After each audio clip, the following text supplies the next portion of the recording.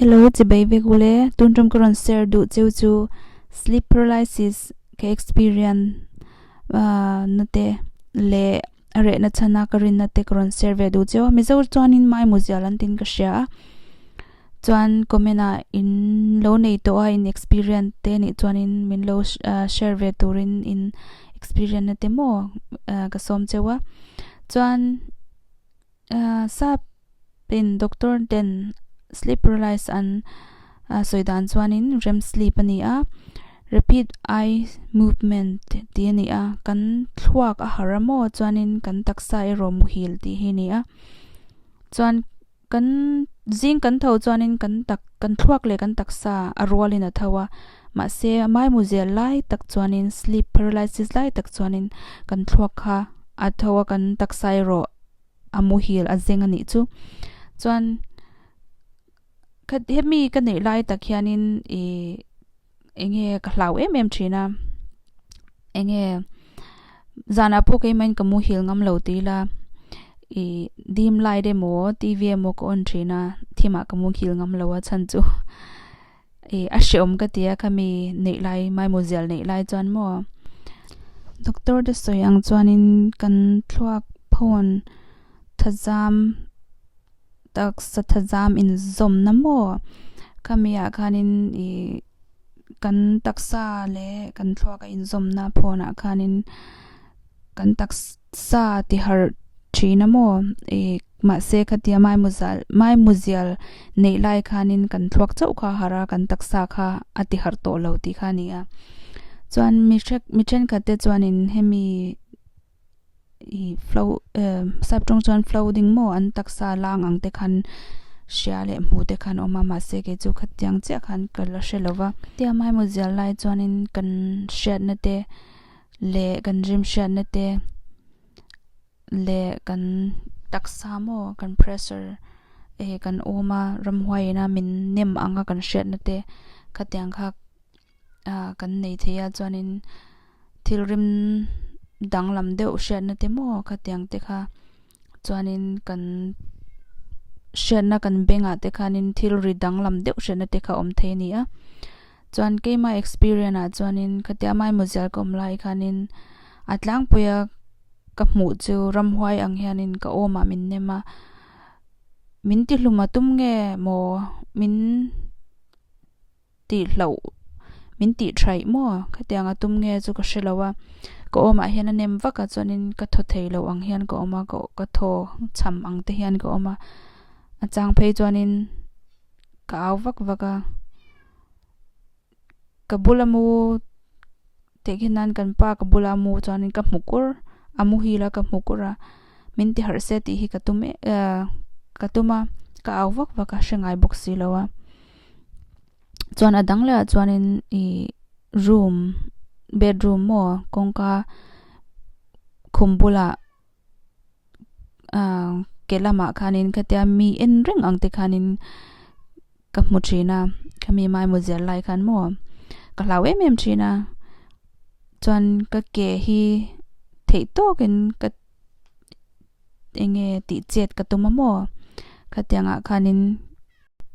ka ti cheta ka har chuanin ka thawa tuite ka vaina chuanin tv te ke na ni lo pun light alo kalo off ani pun ka on le ka tianga khanin ai enga khanin ka thukura chuan ani lo pun bible te kha ka han check le amo ka bula de khan ka da ani lo pun ka poma ka tiang khan ka thlamwan pui pha china ka mu mang chhia te ka mo keima chuanin min thlamwan e mema nge bible te kha ka bula omlo chuan bible te kala ka lukam hnoya hian ka da thina ka thlamwang deuh thina chuanin achang pe chuan muddona hem bible hi lukham hnoya ka da kami mai muzel aron omleng ti hlo na thinlung nen kanin ka inveng sa dewanyang chu chuan bible hian min thlamwana chuanin pathian ming hi ka aw vak thina ka tia mai muzel lai khanin ka pathian chu achaka ti in ka aw vak thina chuanin bible chang ka thiam chun pathian chu ka in mu ka in hum him na le ka chakna mang an lai tan pui ver tu nai renga ni ti asam a ganin ka au chwa pui thina bible chang ka she tam em lawa ka she chon chu ka au chwa pui thina chan iswa ming hi kalam vak vaka iswa mingin ka shil chet tlan bawro ka tia ka au vak vak thina thu te hi ka pe thina chan pathian fa ka nia ka hlau lo che ka pathian chu nang ai na chak zo ka min venga ama chu ka hne na om thina ni ti khanin ka au vak vak thina chuan atlang pui chuan a hlau chumi ramhoi anga ka mu chuan atlang pui chuan atlan che thin ala enge about thinin ka sha ke ma ngai dan chuan mo ka mu manga chuan ma se atlan chet lo chang voi ni mo voi ni chu om thin ka tiang a khan ma se beidong lawin ka pathian ming ka au tho a chuanin ka tiang kha nia cham science lam doctor lam ngai to na chuanin ngai dana chuan mo ka tiang kha stress le anxiety depression ril ruha na ril runat na atang khana om thei ti hi nia chuan mutlem lu tuk wangin om thei ti hi nia chuan damdoi kan ei mo kan damdoi e azirin ti khani boka khatyang khanin a om thei ti khania chuan keima ngai dan han ngai to a chuanin anxiety ka nei bok nen chuan achang chuanin kamu hil thei lo nen mo chuan damdoi chu ka ei em lo wang khanin damdoi lam chu chuan min hong thei ka ring lo ma se ka stress na le ka anxiety wang khan ani thei ti kha ka ring dewa chuan inge ka chan chuanin zan kamu hil thei lo wa khatyang lam te po kha ani thei ti khe ka ring bok ani science lam ngai to a chuan mo chuan inge spiritual lam hanti la tharau lam ngai to na a chuanin kan chak lo lai le kan inge pathian lama kan chak lo lai hian ram hwai hian run ti boy atum thin che ti hi ni a kha po kha ke ma ka in ngai bel na nge I ka ring tho kha po kha mo chuan ma se pathian minga ka lama pathian ming ka lama ka au pui khanin a kiam thina kha wang khanin kha po kha ni theitin ka ringa ma se ke ma ka in rin na khanin pathian fa ka nia min ron ti boy phak to lo tia ka hau khanin min liam san ni berin ka sha a chuanin science lam han ngai to apon ka stress na le anxiety le inge mutlem na wang khan ni thei di kha ka ring thawa chu wangin a pani hianin ani thei ve nin ka sha a cham inge in kol na lama chuanin mut tama poimo a mo kan